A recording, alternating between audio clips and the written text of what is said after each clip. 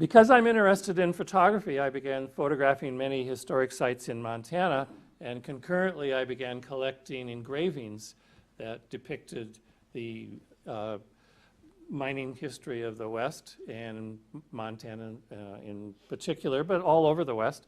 So this talk I'm going to give tonight is going to focus on the Northern Rockies, but I'm also going to give you a historical background leading up to Montana's gold fields, and some of the imagery and the quotations are going to come from all of the gold rushes of the American West. So it's going to be a mosaic from many parts, but we'll focus a lot on the Northern Rockies.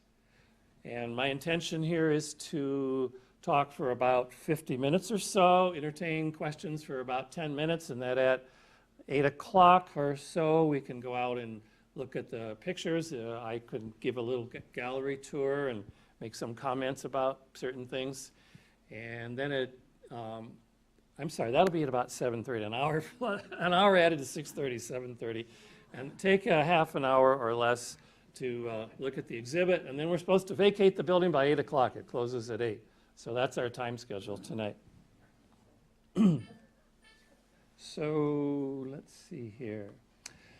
So here's my outline. We're first going to talk about how people went nuts in the 1800s over gold, and then we'll specifically zero in after some historical background on the other gold fields about how Montana's gold fields came into play, the resistance of the Native Americans. We'll then discuss the mining technology that evolved over time, and then we'll go into some sociological aspects, what it was like to live in the diggings, how hard it was for people to strike it rich, and we're going to talk about how health conditions were very poor and how they treated foreigners, and their forms of justice, and the role of women, and ties to home, and that'll be it. So I've told you what we're going to talk about.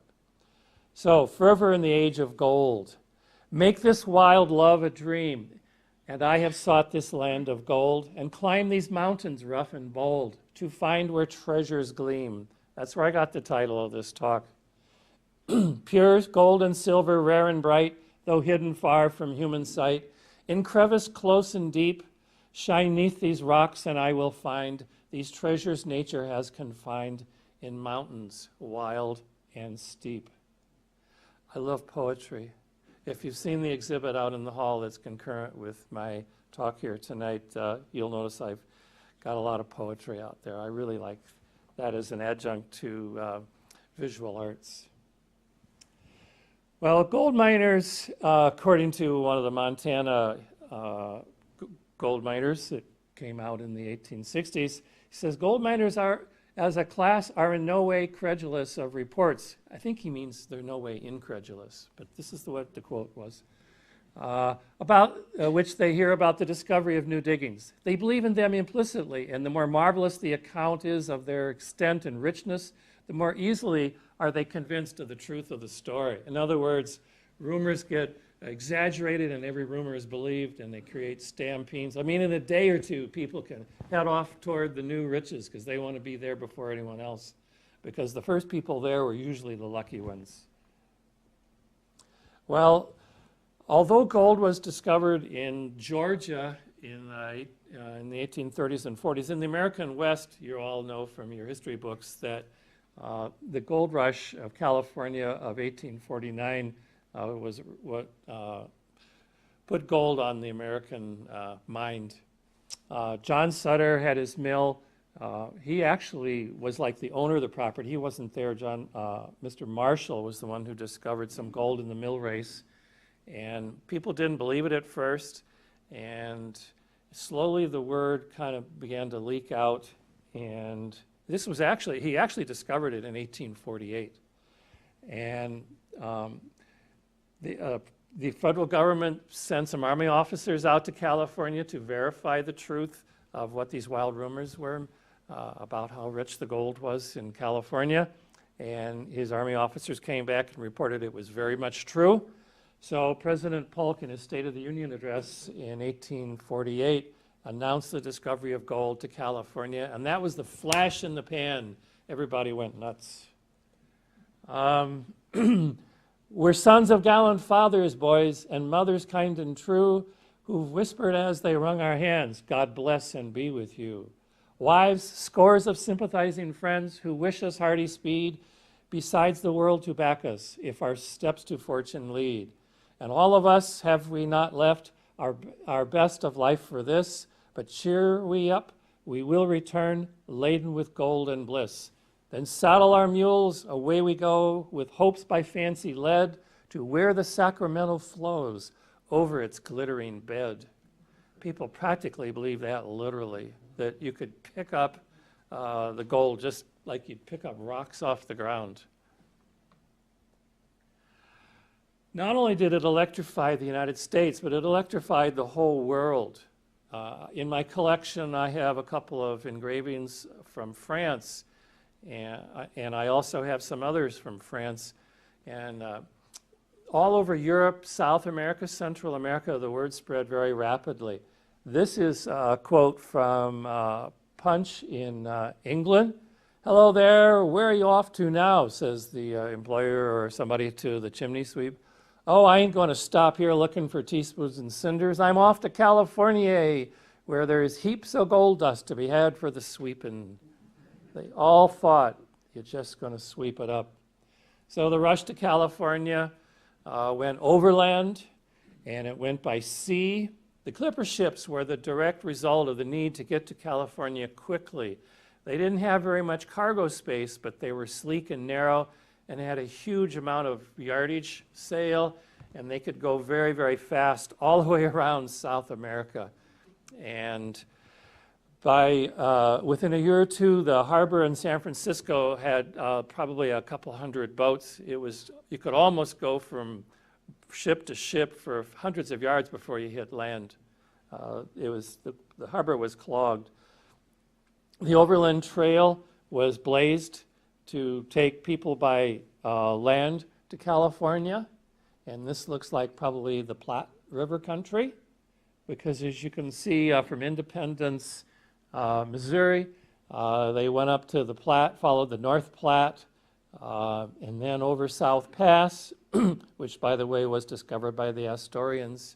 In case you're looking for a good read, the new book on Astoria was just put out. I can't remember the author's name, but I actually went and heard him give a reading on it. It's a fascinating book about Astor, but we digress here. And then the Overland Trail splits in Idaho, and the northern branch heads off to the rich farmlands of Oregon, and the southern branch heads off to the Sierra Nevada range and the gold fields. So I believe they estimate over 100,000 miners went to California. And here's a really large engraving from my collection. I own over 600 engravings relating to the history of the American West. About half of that relate to mining, and the other half to Yellowstone and the American bison. This is a Frederick Remington painting. They estimate probably 9 out of 10 or more, 95% of the gold seekers did not get rich. They were barely lucky to break even. A lot of them couldn't even do that. So they started spreading out over the West in the 1850s. And the next gold rush happened in Colorado.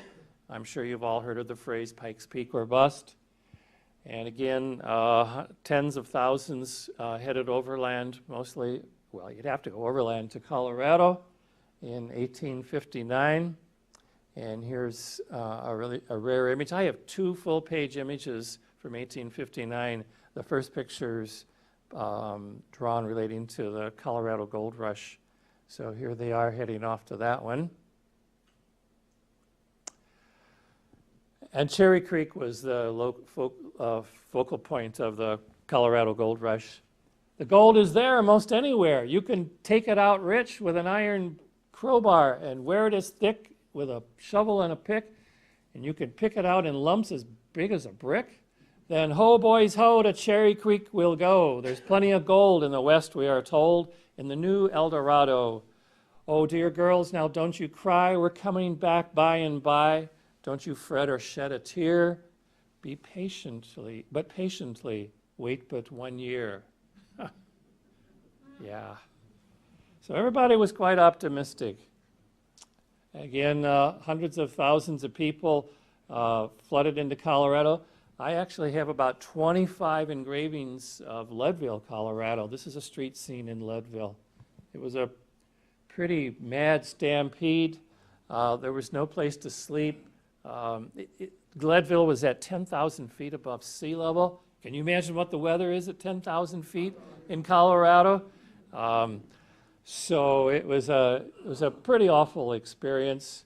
And again, from the disillusioned prospectors from the Colorado Gold Rush, again, fanned out over other territories in the American West, including Idaho and Montana. Well, things don't always turn out so swell. Been to Pikes Peak, lost all my dimes, and for a week had darned hard times, hunting for gold among rocks and hills, catching a cold, the fever and chills. Got mighty sick, felt very sad, stung to the quick, times were so bad. Money all spent, worn out my shoes, clothing all rent, I had the blues. Got in the lurch, my spirits down, gave up the search, came back to town. Footsore, weary, hungry, spleeny, heartsick, dreary, and greeny. This was the lament of so many gold seekers. Here's a Frederick Remington picture that I own of the gold seeker, again, fanning out. And you know where the story turns next is to the northern Rockies now. So the prospectors, these rugged titans of the West, in all the hardships they endured, hope never faltered in the breast. How few the golden prize secured.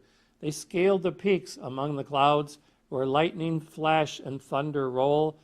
Each furrowed line the snow enshrouds, all spoke responsive to the soul of men who bartered youth and health on desert waste and mountain range, whose toil increased the nation's wealth in busy mart and stock exchange.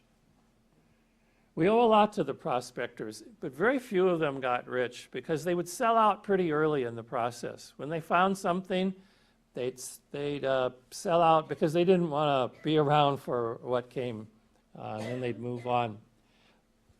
In Montana, it's generally agreed that the Stuart brothers discovered the first gold up by Gold Creek near Deer Lodge, where I used to live. But for reasons I'm not clear, it didn't turn into a major stampede. And they did continue to mine gold there for many decades. But it didn't create the big rush. Well, in July of 1862, John White and a group of Pikes Peakers discovered gold at Grasshopper Creek. And this is basically the Bannock region. And they recorded their mining claims. So it was the first one recorded in Montana. And within a few months, 400 miners were there.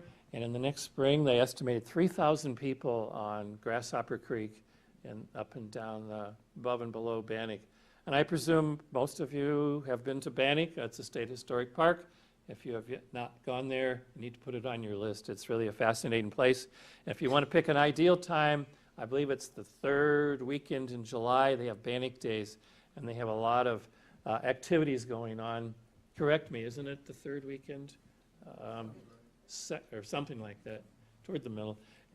They have black powder shooting, gold panning for children. They reenact some of the episodes. They have Army officers there, people walking around in costume and character. It's really a neat experience. So if you haven't been to Bannock in a long time or never, go to Bannock Days. Well, during the Civil War, many young men from the North and South felt the desire to prospect for gold rather than be a part of the Civil War. So the Northern Rockies were where a lot of them migrated to. And I just saw, Kirby, maybe you can help me out. There's a new book on the Confederates in Montana. Can you speak about that? Ken Robinson from Great Falls wrote it, and he will be here two weeks from tonight. So you got another program to come to. Because I don't really know that much about it at all, and it sounds like he really does. So anyway, wouldn't you rather prospect for gold than be in the Army? The Civil War had over 600,000 casualties. And, medicine was pretty primitive. Saw the arm off or the leg off, give him some whiskey, and hope that he lives through it. Well, from Bannock in 1863, a group discovered gold in Alder Gulch, and thousands of miners deserted Bannock and went to Alder Gulch, which is Virginia City, and that paid off richly. When we're done talking about these early gold rushes, I got some facts and figures here that I copied down. This was, I believe, the richest gulch of the early territorial times. And some of the prospectors left Virginia City, and they made a big loop around to the north. The Blackfoot, of course, were not very hospitable toward prospectors. On the way back, they stopped right near where we're speaking to try to give the stream one more last chance. And as you know, they did discover gold and the capital city. Now, I've read that they really weren't 4 Georgians, but that's supposed to be the the theory. Richard? Only one was, okay. We use a Georgian method of placer, that's where the name Georgian. Okay. And this is a Seltzer painting. Charlie Russell did a good one. All right. From the display in here, I recommend that either tonight or you come back when you go through the mini stories of Montana in the display area here.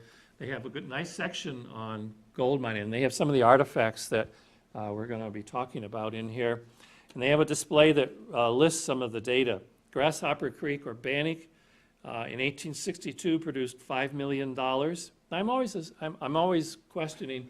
I don't know whether that means that amount of dollars in those days or converted up into today's dollars. Probably was those days. Probably was those days. Alder Gulch, that is Virginia City area, $40 million were taken out in 1863. Last Chance Gulch, that's Helena, in 1864. The amount, according to the label or the sign over there, was $19 million. And Diamond City, which is across the reservoir over here, about 30 miles to the east. There's nothing left of it now, but they took out $10 to $30 million. But I've never been there, but supposedly there's nothing left. But there is a nice book on it. Richard, you've been there. Nothing left. Nothing left. That's what I thought. That's why I haven't been there. There's got to be something there, or I won't go. So here's a William Carey engraving of Last Chance Gulch, turned into a city really quick. And you know, Bannock was the territorial capital and lost it, and eventually, of course, the capital came here. Well, journeying to the Montana Goldfields. By the way, we're not going to spend the same amount of time on all of those parts, because if you do the calculations, we'd never make it. Some of them are going to be a lot shorter. That was a long introduction. Journey to the Montana Goldfields. So that looks like a lot of fun, doesn't it? Yeah. Well, would you like to cross the Platte River? They do say it was about a mile wide and an inch deep, but the Platte River was no fun. You couldn't navigate it because it was so shallow and sandy. So it really wasn't as good as the Missouri River. So your wagon train went along the Platte River. You didn't boat up the Platte River. Shall roil a human sea. I hear the tread of pioneers of nations yet to be. The first low wash of waves where soon shall roil a human sea. The rudiments of empire here are plastic yet and warm. The chaos of a mighty world is rounding into form. And westering still, the star which leads the new world in its train has tipped with fire the icy spears of many a mountain chain. Do you like poetry as much as I do?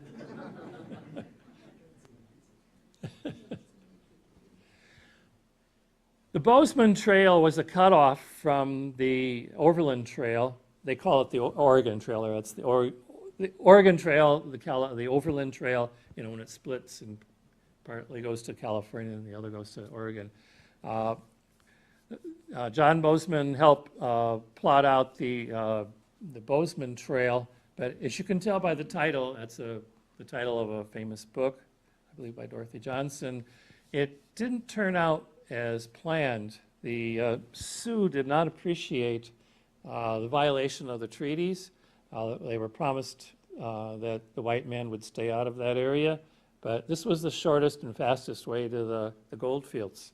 So taking large groups was well advised, and they started building, and by the way, that engraving is out there in my exhibit. It's a really nice, big, large one. The military was conscripted into providing some protection, military protection along the Bozeman Trail. And the Native Americans, as you all well know, did not appreciate the violation of their territory. And there were several fights along the Bozeman Trail. The wagon box fight was the first one. And the Fetterman Massacre occurred not too long after it.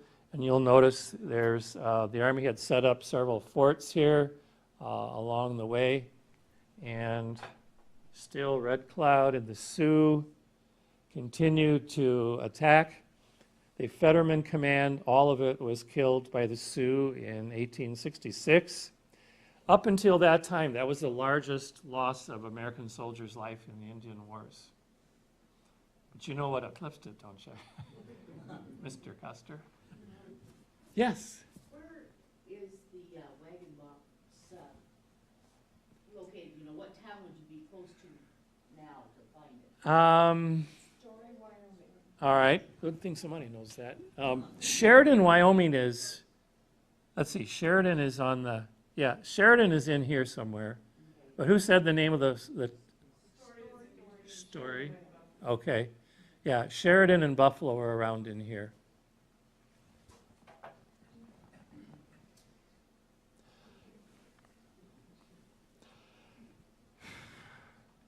It was rather hazardous to your health to be a lone individual out in the wilds, even in Montana in the goldfields. The Blackfeet were not sympathetic. The Crow would love to take all of your belongings. They might leave you alive, but not with much clothing, no horses, no guns, no shelter. So being a prospector and a lonely miner in the Montana goldfields in the 1860s was somewhat of a risky proposition. In the real crowded areas near the gold strikes, it was somewhat safer, but not out by yourself. Now, the gold seekers to Montana followed another route. Captain James Fisk led an immigrant parties in 4 different years from Minnesota through the heart of the Sioux country. And of course, they banded together. And I got this map out of the book that I have here on the front table. As you can see, they followed a number of routes through western Minnesota, the Dakotas, and through northern Montana. And they were attacked.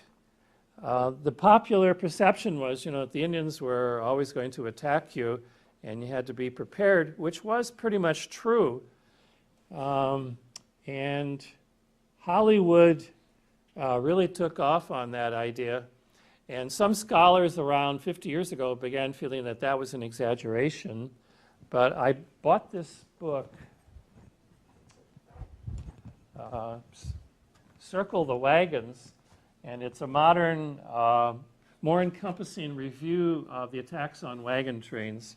And in the back, here is a list. I haven't counted them, but there's probably a good 40 there. Of attacks on wagon trains that have been documented, and I believe on every one of these, almost every one, there's maybe 4 or 5 immigrants were killed, and so it was a risky proposition to cross the plains, even with a wagon train.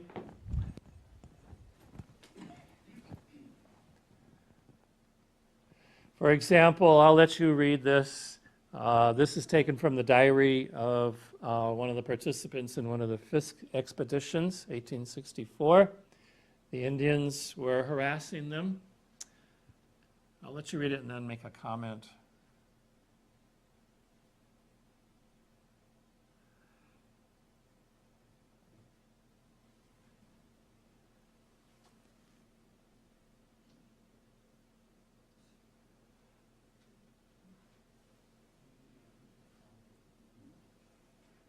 So they had to be on their guard all the time. But I'm going to back up here. A frontal attack on all the wagons was pretty rare. The way the Indians usually got the settlers was they picked off stragglers. Like wolves would pick off the sick and the wounded from a herd of wolves attacking buffalo that were sick or wounded or hurt.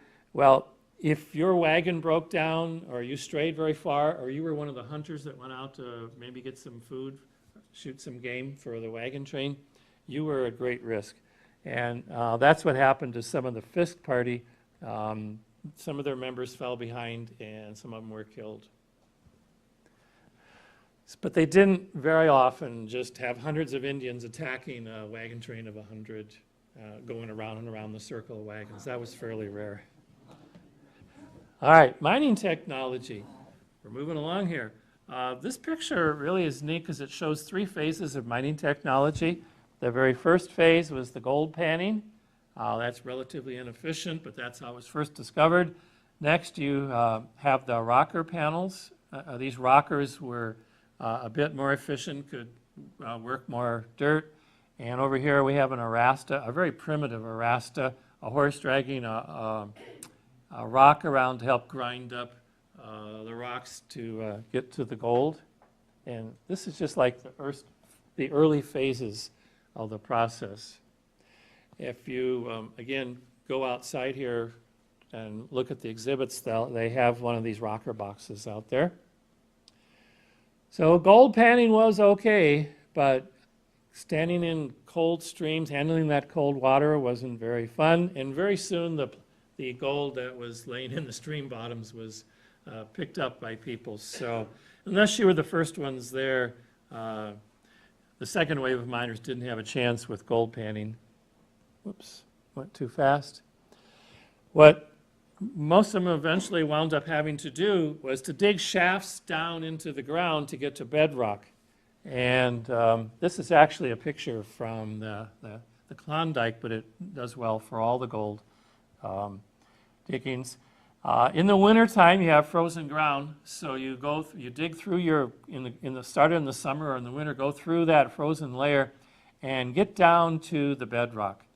And go down into when you hit the bedrock, you hit the bedrock, then you start doing your lateral diggings and you send it up through these hoists and you stockpile it, and then you wait for the spring thaw and the water of the summertime to wash it.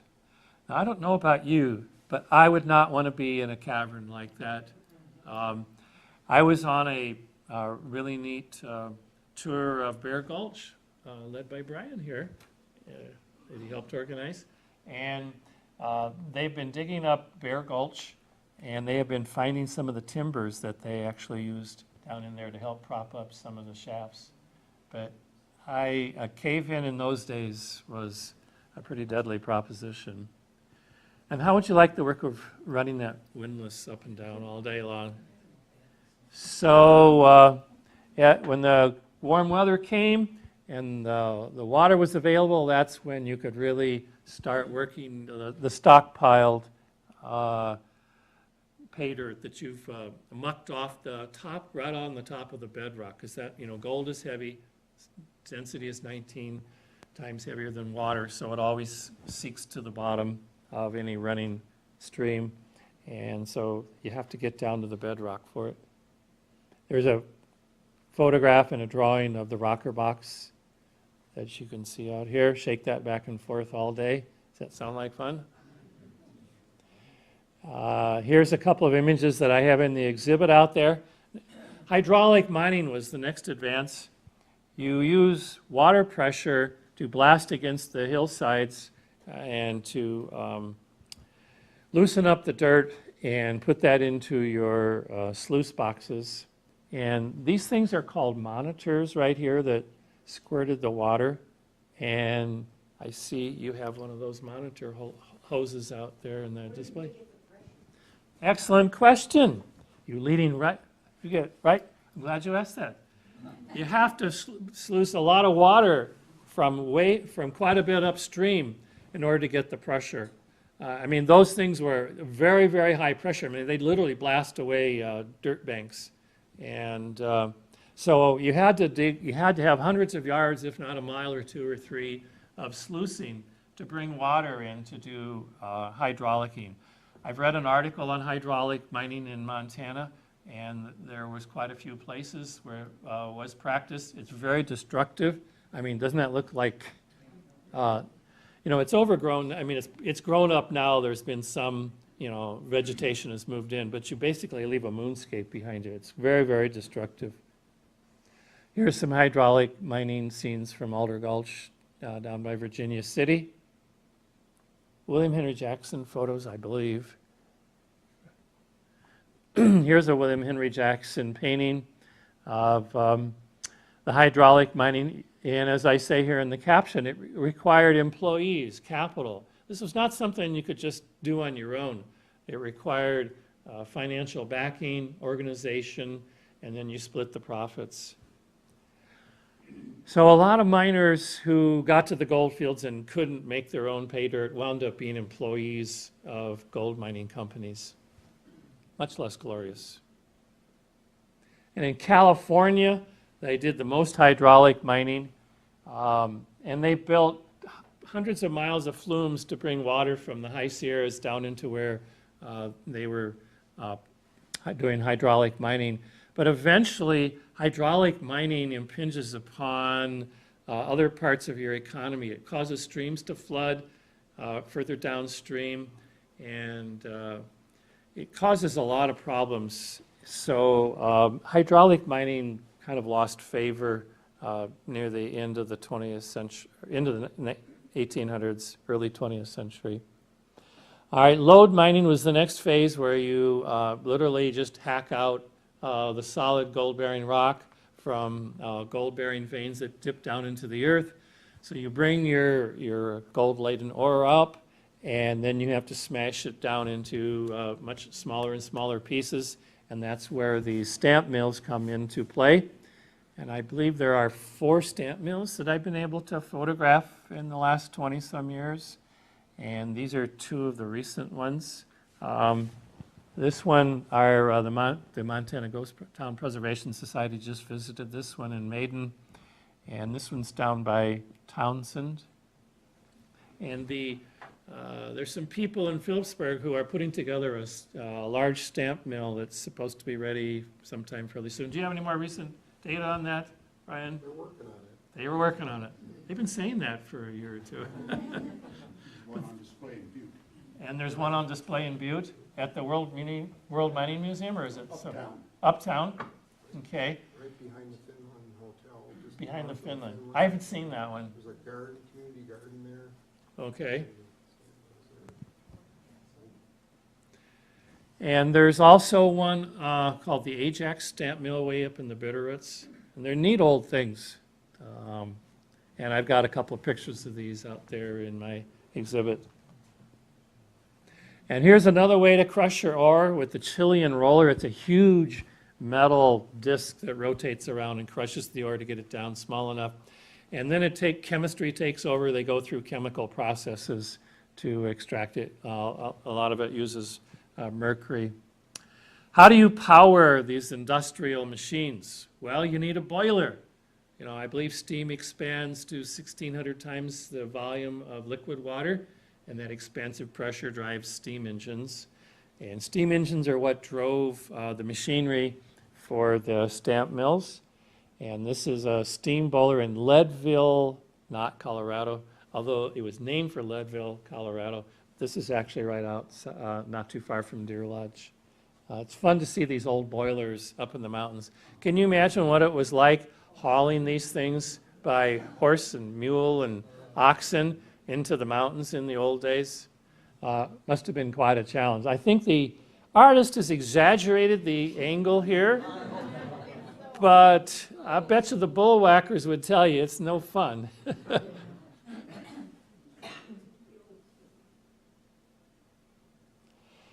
How do you run the boilers? Well, you need heat source, don't you? And 2 primary heat sources are coal and charcoal. and we have both of those in Montana. You make charcoal, from wood, and you can also then use kilns to take coal and make coke, and both of those processes were done to run the mills in Montana. Here's a charcoal kiln outside of Wicks, which is down by Jefferson City. And just this morning, I photographed a kiln similar to that near Alhambra. Get off at Alhambra and go up past the old folks' home there, 100 yards, and you'll see it on the left. I just saw it for the first time this morning. This smokestack near Wicks has been torn down. I started ghost town photography in 1991, and between 5 and 10 of the structures that I photographed are no longer existing. They've been torn down. That smokestack is one of them. That kiln is still there. So if you want a Sunday drive, go to Wicks and look at it. Canyon Creek kilns are preserved kilns down by Glendale in Canyon Creek. I'm sorry. Well, yeah, the ghost town is called Glendale, and it's west of Melrose.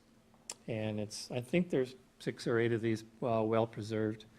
And the smelter that this charcoal kiln fed fuel to was right here.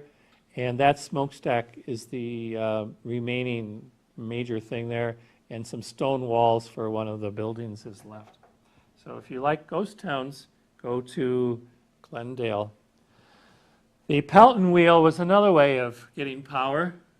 Again, bring your water down from higher sources, get it up to a good high pressure, and squirt it.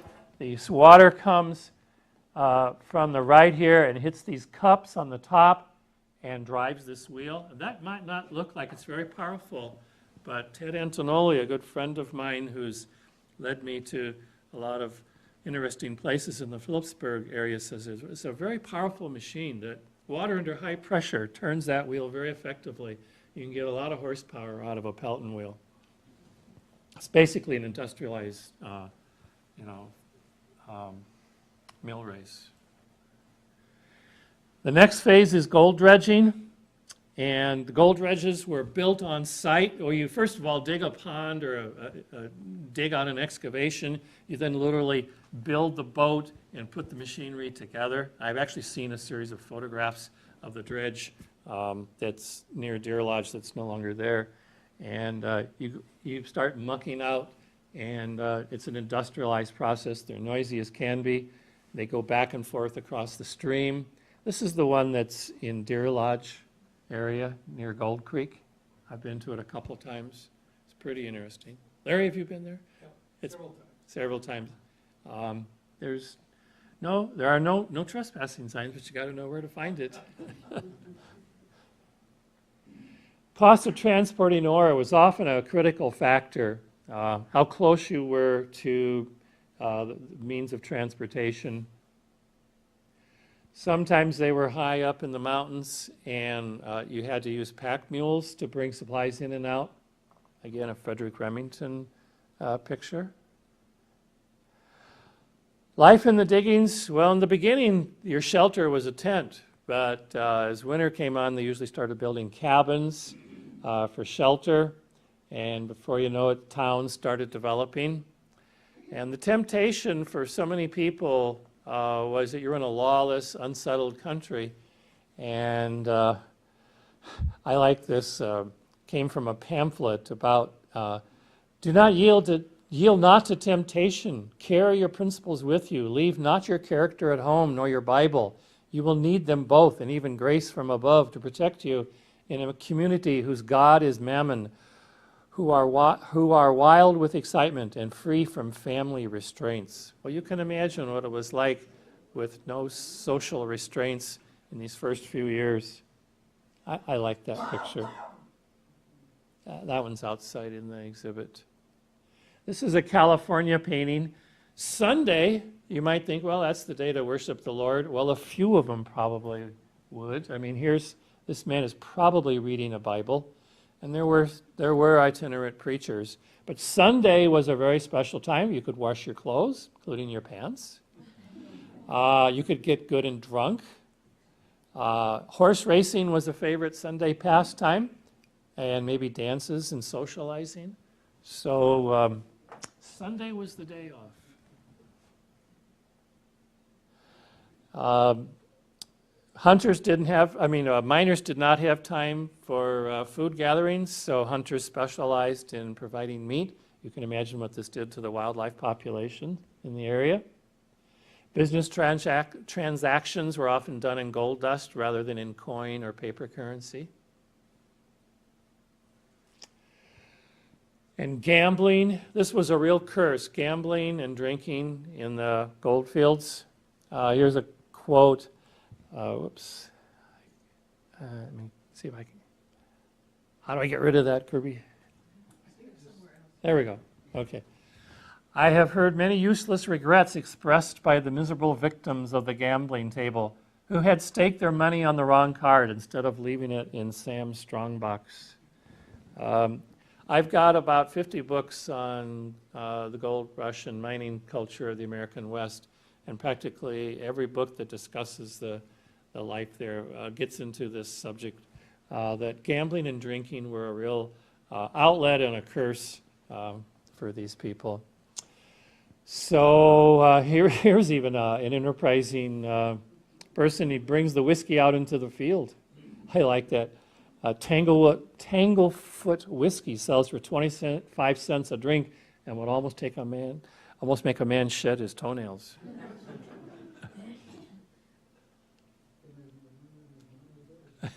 Communication was slow. Mails took weeks and weeks, but it was their lifeline. Remember me saying that a lot of gold mining was done by companies, so if you were an employee, you might sleep in bunkhouses and have your food in a big mess hall. Here's a hotel at Comet, kind of serves that purpose. Frederick Remington drawing of supplying the gold mine communities by oxen wagon. Why not set up a toll? For example, Malcolm Clark set up a toll on the road between Fort Benton and the gold fields. The photograph or the painting on the left is actually a hand-tinted William Henry Jackson picture in the Colorado Rockies. Notice how the road narrows to a couple feet wide. Excellent place for a toll gate, isn't it? And again, pack mules carrying everything into the more out of the higher up, harder to reach mining operations. The need for wood for fuel to burn in smelters and charcoal ovens, in buildings, for timbers to prop up any mine shafts. A lot of the pictures in the old days, you'll see the hills in the background are stripped pretty bare, and now they're almost all grown back up. And on the right-hand side, you'll see a pack train carrying timber to mining camp. But few struck rich. Hope told its flattering tale. Come seek ye here, for courage, fortune gives you shining gold. Remove the treasure's mantle and behold the glittering specks that from beneath it peer. Leave home and friends, leave all that you hold dear. As Jason won the golden fleece of old, shall you have your reward 100-fold?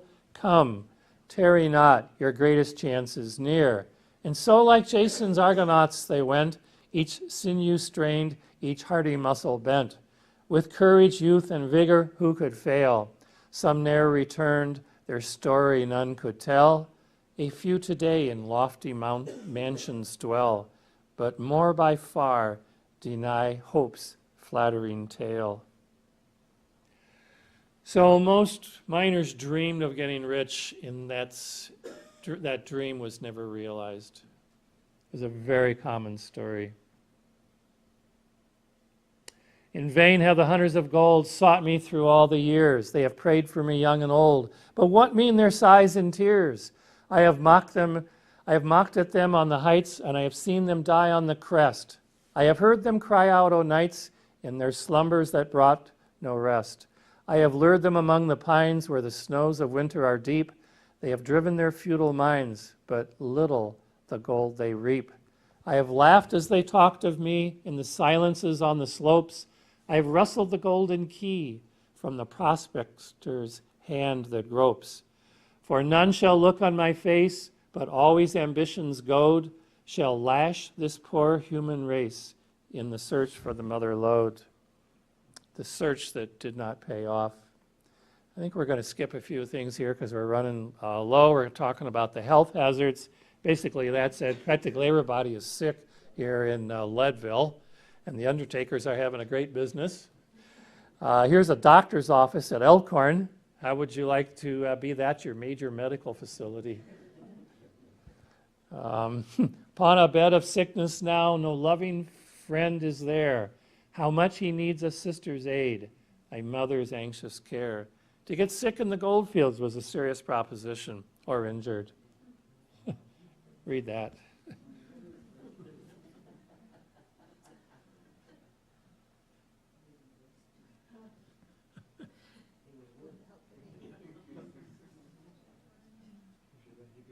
Yeah.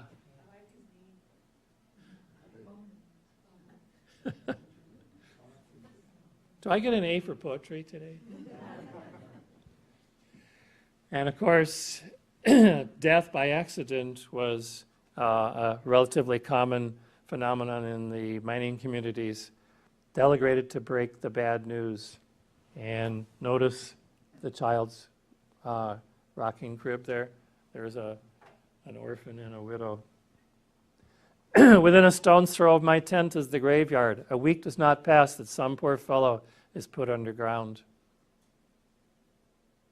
Here's one from Glendale, Montana, and he was accidentally killed in the mines. And in this passage says here, weep not, dear parents. I have it written down. Weep not, dear parents, disturb not my rest. Jesus has called me. He thought it best. And in the same graveyard, we have 3 children who died of a disease in one summer.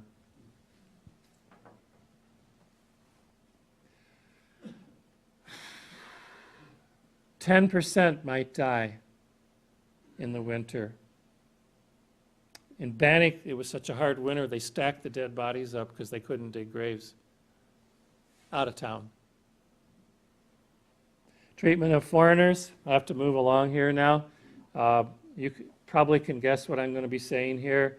Foreigners were not welcome. The Chinese could do all the work, but they weren't very welcome.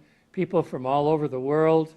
These are on the left are Chileans who came from South America into California. The Chinese came into Montana as well as most of the other mining communities because they were able to work really hard. Quite often they would clean up from the dump piles of the whites who left it behind. And they were very, very hard workers. They would work for low pay.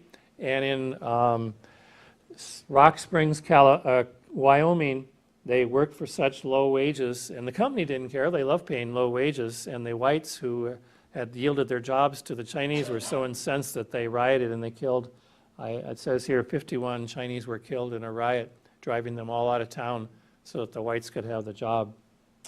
And of course, we all know about the Vigilantes.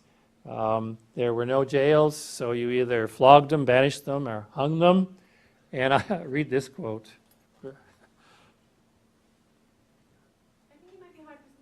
Oh, okay. We had no such place as jail to send them to. We had to either have them for associates or hang them. And as the latter was the most agreeable, we adopted it. You see, during the court trial, supposedly, they're getting the noose ready. And the thunderbolt of public fury, according to this man, always fell on the guilty, who by the enormity and palpable character of his crime excited it. but not until his guilt was proven to the satisfaction of the masses. So it was miners' courts. And as we all know, there was a lot of murder and robbery, especially around the Bannock area. There was a lot of claim jumping. A squatter is another phrase for claim jumping I hear in this picture. And women, you know, there were very few women, and you had not much choice. You could be a dance hall girl. I'm going to skip that. I believe that's out there. You can read it. You could be a dance hall girl or work in a restaurant. But if there were no women, let's just make do anyway. That picture's out there in the hallway, too. Respectable women could be married and be a homemaker and a mother. But the less respectable ones, as we know, may have had a good business.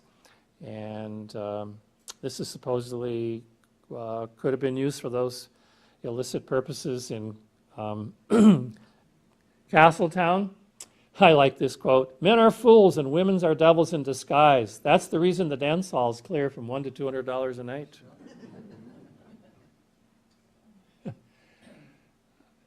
This is a famous brothel in Gilt Edge. When I first got there, I asked the man about where it was, and he says, oh, the cat house is right over there on the corner. Next to the jail. Next to the jail, yeah. It's still standing. We just saw it this summer. Well, ties to home. The desire to find wealth in the ground was a point of pride, but the desire to return home regardless was strong also. So it was very conflicting emotions. Do I stay here until I really make my pile, or do I go home? But being a miner was a spell that it's hard to shake off. The life is simply a gamester's life with the white earth for a hazard table, and the instances are rare in which a person who has once come under its spell ever breaks away. So the dream of coming back to, quote, civilization somewhere else was always not far from the back of their minds. And when they did come home, it was so wonderful. But of course, as we know, some of the mining communities did establish roots and people stayed.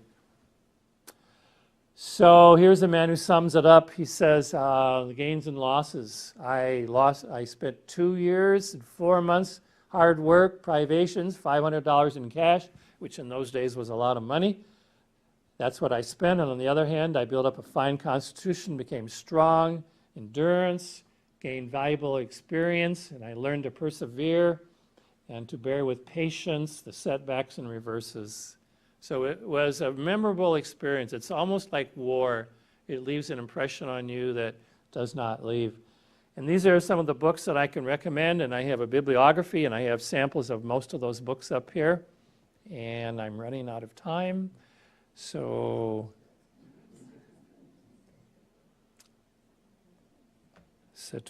so I have 5 minutes for questions, and I'm not an authority, so I'll try my best.